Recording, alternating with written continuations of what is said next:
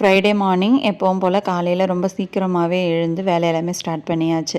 First வந்து வெள்ளிக்கிழமை இல்லை செவ்வாய்க்கிழமைகளில் மஞ்சள் அப்படி இல்லைன்னா வந்து இந்த மாதிரி காவி பவுடர் இதெல்லாமே வச்சுட்டு அதுக்கு மேலே கோலம் போடும்போது ரொம்ப சூப்பராக இருக்கும். நல்ல ஒரு பாசிட்டிவ் எனர்ஜி வந்து கிடைக்கும்.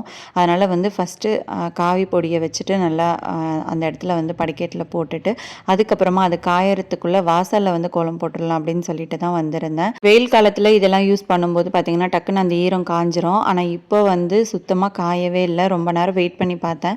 அதுக்கப்புறமா வந்து அப்படியே கோலம் போட்டுடலாம் அப்படின்னு சொல்லிட்டு லக்ஷ்மி பாதமும் அதுக்கப்புறமா தாமரையும் இருக்கிற மாதிரி அந்த அச்சை எடுத்துக்கிட்டேன். அதை வச்சே வந்து அழகாக போட்டாச்சு.